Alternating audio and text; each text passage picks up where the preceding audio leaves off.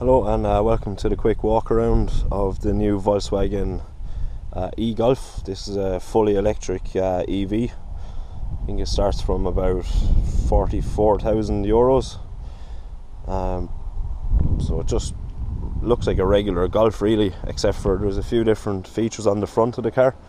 So it has redesigned LED headlights, unique alloy wheels to the eGolf, new front bumper, and has a closed off grille and the eGolf symbol on the front of it. It's supposed to make the vehicle 10% more aerodynamic than a standard Golf, thanks to rerouting of the airflow with the grille and the more efficient wheels. They are a 16-inch alloy wheel, quite nice looking. You also have eGolf written on the side of the vehicle.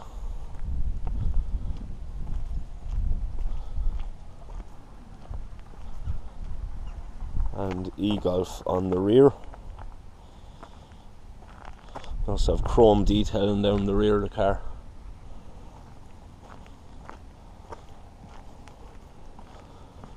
So we'll just have a look inside the Volkswagen eGolf.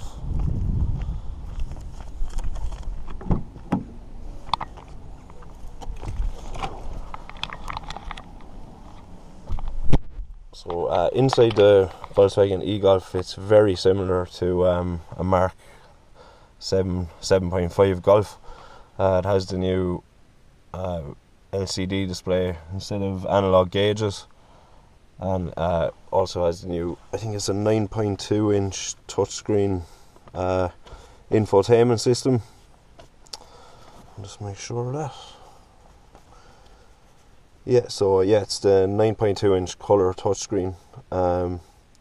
Just shows relevant information such as fuel range, energy consumption, etc.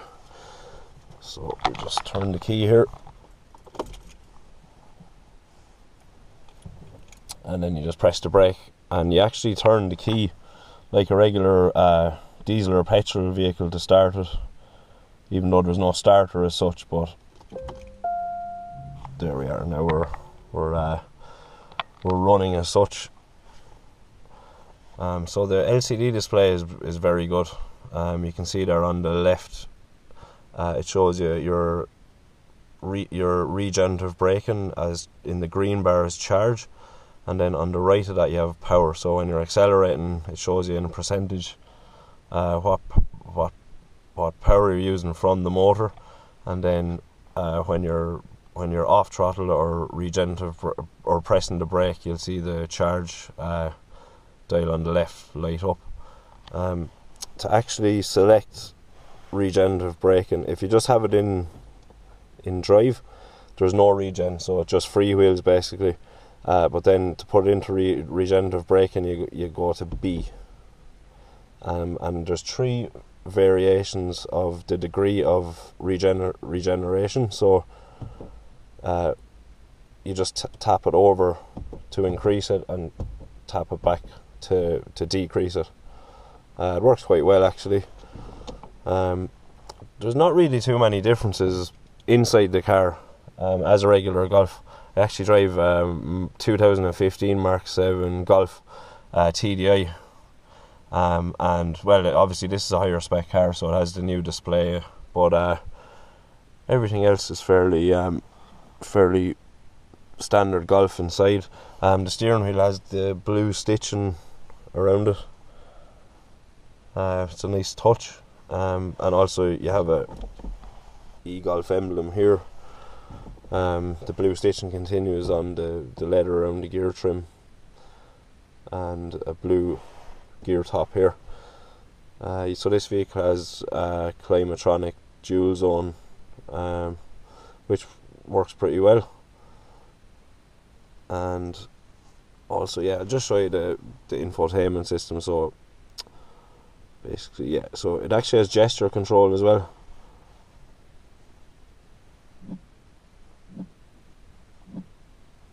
So you can go through different menus like that. starting to get the hang of using it. When I first tried it, it didn't really work, but now you just get used to how it reacts to your hand, and it does work actually quite well.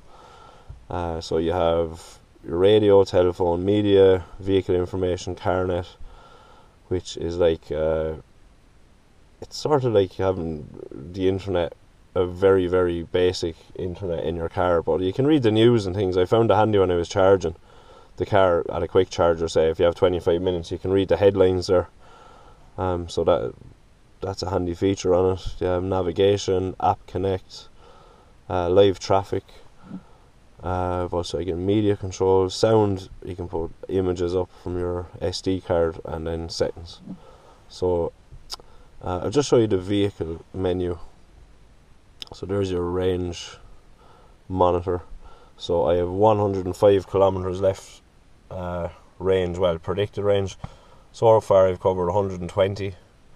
The car actually, it does surprise you with the range it can do. I mean, you could easily get 200, but I found that once you got onto a motorway, it really did start to deplete the batteries. It's the same with really every electric vehicle, but I thought the Hyundai Ioniq the battery seemed to last better. It didn't seem to use as much. But I haven't really been driving this car that long, so I'll definitely put it to the test more, you know.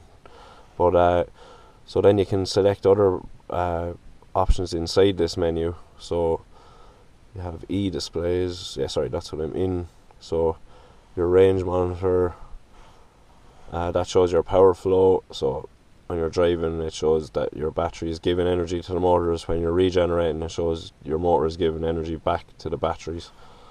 Let's see what else is on it. So that's my recuperation or regeneration statistics there. And then so our driving data. So that's since I drove here. I've done 14 kilometers, took half an hour because of traffic. Average speed 28 kilometers an hour, and average kilowatt hours per 100 kilometer used is 14.5. And then long term, so over 262 kilometers with an average speed of 47 kilometers an hour, it averaged 15 kilowatt hours per 100 kilometer. That was actually a mixture of motorway, B roads, and country roads, if you could say. And then that's the statistics since charging the vehicle. That was, today's Tuesday, Sunday, so yeah, about 3 days ago. What else is in here? So you have a Think Blue trainer, which just sort of judges your driving and rates you on how efficiently you're driving.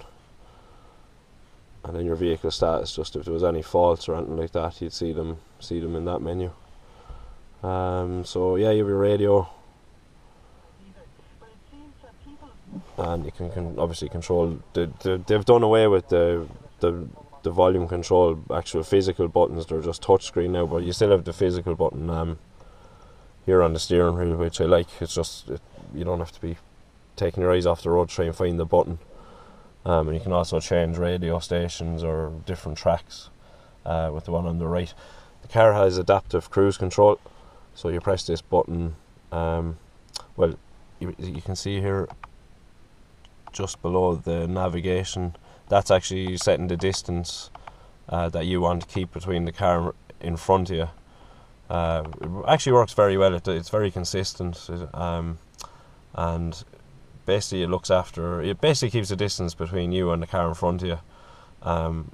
I did find it brilliant for, like, you don't have to be on throttle, off throttle, worrying about getting maximum regen. The car sort of does it itself, which is good. And so basically you have your radio there, your telephone, just standard enough, media, so you can connect up your phone. You can put SD cards, put 2 SD cards in here, and there's also a CD player in there. And navigation system, yeah, it works quite well.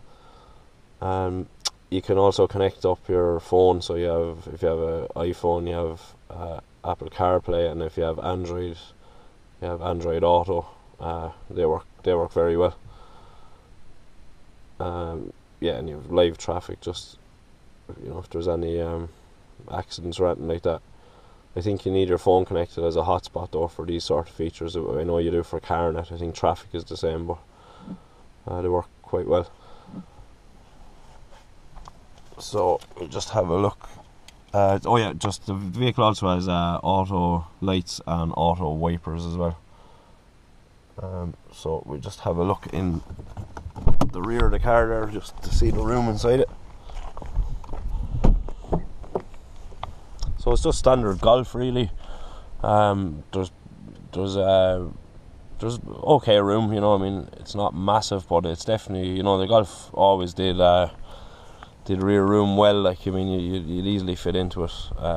Has this fold down cup holders there, 3 headrests, seats are a nice design, 2 ISO fixed points.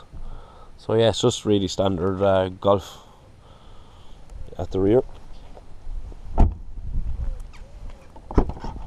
And then just regarding the boot, there is less room than a petrol or diesel version due to the lithium-ion batteries, but it's actually still bigger litres wise than a regular Ford Focus petrol or diesel, which I was surprised by, but they're the statistics. So I might actually just show you a quick look under the bonnet, because I like the way Volkswagen didn't cover it all up. You can see the bones of it all underneath.